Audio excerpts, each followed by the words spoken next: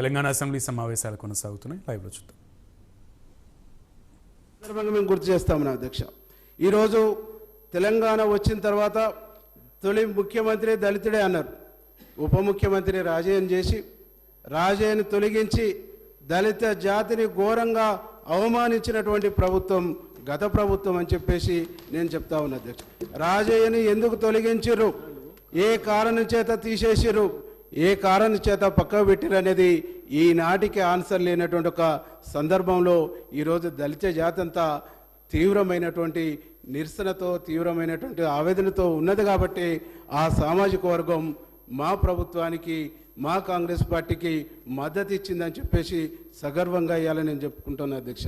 అదే తెలంగాణలో కాంగ్రెస్ ప్రభుత్వం అధికారంలోకి రాగానే ఒక దళితుడైనటువంటి మా బట్టి విక్రమార్కన్నను డిప్యూటీ సీఎం చేసి సగర్వంగా అదే ప్రగతి భవన్లో కూర్చోబెట్టి తన ఉందాతనాన్ని చాటుకున్నటువంటి ముఖ్యమంత్రి మా ముఖ్యమంత్రి అని చెప్పేసి చాలా గర్వంగా చెప్తున్నా అధ్యక్ష. అధ్యక్ష, ఈరోజు దళితులను ఉద్ధరిస్తున్నాం, దళితులను అభ్యున్నతి మేము ప్రభుత్వం తోడ్పడుతుందని చెప్పేసి గత 10 ఏళ్ళుగా చెప్పారు అధ్యక్ష. అధ్యక్ష, ఏం చేసిరు అధ్యక్ష? దళితులకు సబ్ ప్లాన్ అన్నారు, సబ్ ప్లాన్ బాగలేదని చెప్పేసి సబ్ ప్లాన్ తీసేసి రకరకాల పేర్లు పెట్టారు. కానీ అధ్యక్ష, నేను ఒక విషయాన్ని ఈ సందర్భంగా మీ ద్వారా సభ దృష్టికి తీసుకొస్తున్నా అధ్యక్ష.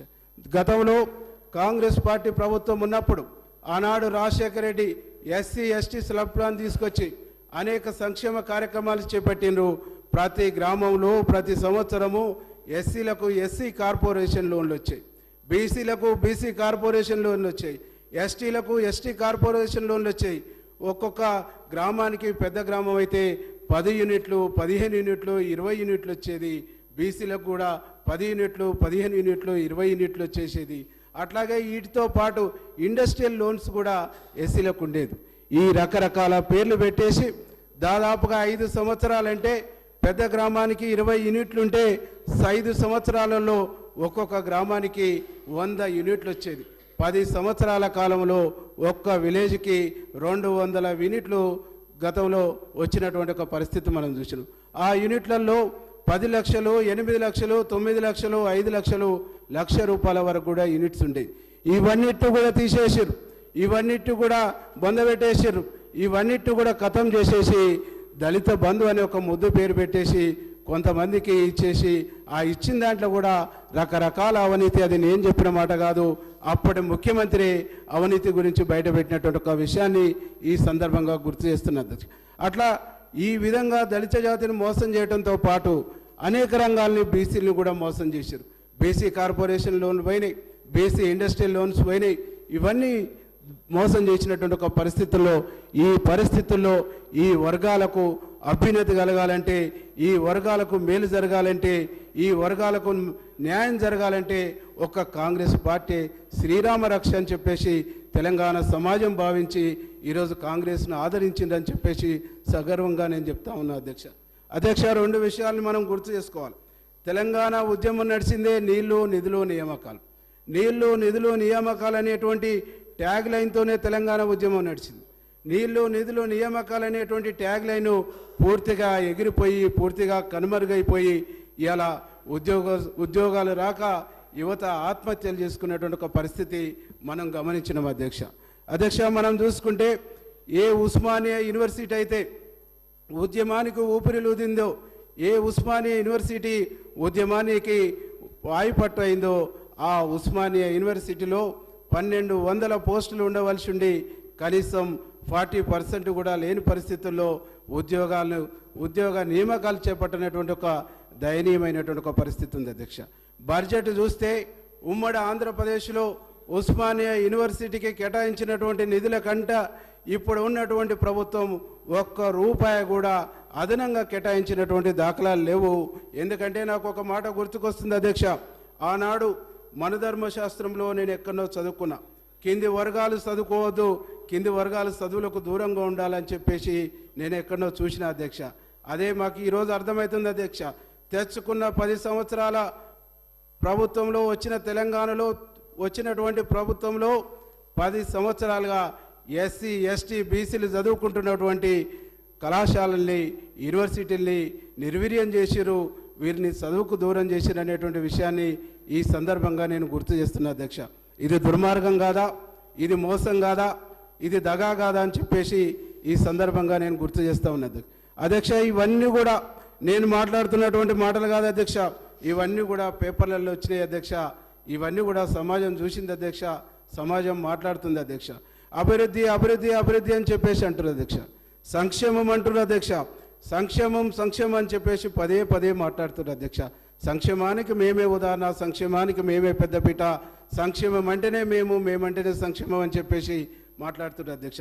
అధ్యక్ష, నిజంగా మీ సంక్షేమాన్ని ప్రజలు విశ్వసిస్తే, మీ సంక్షేమాన్ని ప్రజలు నమ్మితే, మీరు చేస్తున్నటువంటి సంక్షేమాన్ని ప్రజలు 100% గుర్తిస్తే ఎందుకు ఖమ్మంలో ఒక్క సీటుకు పరిమితమైనరు, ఎందుకు నల్గొండలో ఒక్క సీటుకు పరిమితమైనరు, ఎందుకు వరంగల్లో ఒక్క సీటుకు 2 సీట్లకు పరిమితమైనరు, ఎందుకు మహబూబ్నగర్లో 1-2 సీట్లకు పరిమితమైనరు, ఎందుకు మిమ్మల్ని ప్రజలు విశ్వసించలేదు?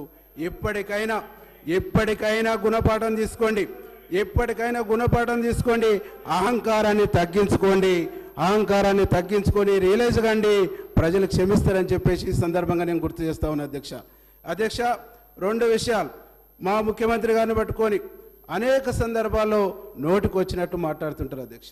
అనేక సందర్భాల్లో భాషా పండితులు వాళ్ళు అయినట్టు, యువతలోళ్ళు భాష మార్చుకోవాలన్నట్టు, యువతలోళ్ళు మాట్లాడుతుందే తప్పు, అవతలోళ్ళు మాట్లాడుతుందే సత్యం అన్నట్టు మాట్లాడుతున్నారు అధ్యక్ష. ఈరోజు వారి భాష చెప్పుకుంటూ పోతే, వారి భాషను మీకు ప్రస్తావిస్తే, వారి భాషను ఇక్కడ మీ ముందు పెడితే చరిత్ర మనల్ని క్షమించదని చెప్తా ఉంటా అధ్యక్ష. నేను ఒక సందర్భంలో మా ముఖ్యమంత్రి గారికి మా శ్రీధర బాబుని అడిగితే, వారి భాషను మనం అందులో చదవద్దు, వారు చేస్తున్నటువంటి తప్పు మనం చేయొద్దని చెప్పేసి మాకు వారు సూచనలు ఇస్తుంటారు అధ్యక్ష. నిజంగా ముఖ్యమంత్రిని పట్టుకొని ఒక మాజీ శాసనసభ్యుడు, ఒక మాజీ ఎంపీ చెప్పు చూపిస్తూ మాట్లాడటం అంటే ఎంత దుర్మార్గం అధ్యక్ష. ఆనాడు ఉద్యమ నాయకుడిగా మా ముఖ్యమంత్రి రేవంత్ రెడ్డి గారు ప్రగతి భవన్ బద్దలు కొడతాం, ఆ ప్రగతి భవన్ ప్రజా సంక్షేమ భవన్గా మారుస్తామంటేనే అదేదో తప్పైనట్టు, అదేదో నేరమైనట్టు, దమ్ముందా ఇదా అదా అని చెప్పేసి మాట్లాడారు అధ్యక్ష. ఈరోజు వాళ్ళు మాట్లాడుతుంది ఏంది అధ్యక్ష, వాళ్ళు మాట్లాడుతున్నటువంటి భాష ఏంది అధ్యక్ష.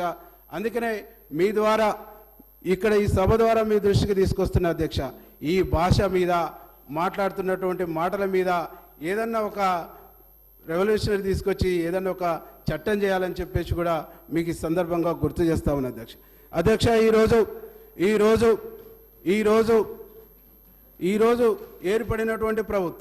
ఈరోజు ఏర్పడినటువంటి ప్రభుత్వం యొక్క ఆకాంక్ష కూడా ఒకటే అధ్యక్ష.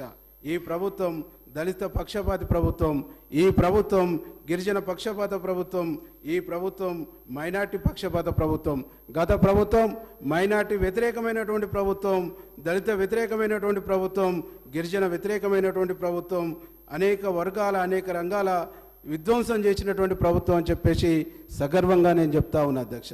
దానికి ఉదాహరణ ఈరోజు మీకు చెప్తున్నా అధ్యక్ష, ముస్లిం వ్యతిరేకమైనటువంటి ప్రభుత్వం అనడానికి ముస్లిం రిజర్వేషన్లు 12% అన్నారు, ఇవ్వలేదు అధ్యక్ష. అట్లాగే గిరిజన వ్యతిరేక ప్రభుత్వం అయినందుకు దానికి సంబంధించినటువంటి కూడా ఆధారాలు అధ్యక్ష. అందుకనే అధ్యక్ష, ఈరోజు ఈ రాష్ట్ర ప్రజలు కోరుకుంటుంది ఒకటే అధ్యక్ష, ఈ రాష్ట్రం అభివృద్ధి పదంలో పోవాలి, ఈ రాష్ట్రం సంక్షేమ పదంలో పోవాలి, ఈ రాష్ట్రం అన్ని రంగాల్లో అభివృద్ధి కావాలని చెప్పేసి ప్రజలు కోరుకున్నారు అధ్యక్ష. ఆ కోరికతోనే ఈ రాష్ట్రంలో కాంగ్రెస్ పార్టీ అయితేనే అవి చేయగలుగుద్ది, గౌరవ ముఖ్యమంత్రి రేవంత్ రెడ్డి గారు అయితేనే అవి సాధ్యమవుతుందని చెప్పేసి ప్రజలు ఆదరించనని చెప్పేసి ఈ సందర్భంగా నేను గుర్తు చేస్తూ ఉన్నది అధ్యక్ష. తెలంగాణ రాష్ట్రం తెచ్చుకుంది ఆత్మగౌరవం, స్వేచ్ఛ అనేటువంటి అంశం మీద తీసుకొచ్చుకున్నాం అధ్యక్ష. తెలంగాణలో ఆనాడు ఉమ్మడి ఆంధ్రప్రదేశ్లో తెలంగాణ ఉద్యమం నడుస్తున్నప్పుడు అనేక సందర్భాల్లో మనం మాట్లాడినాం.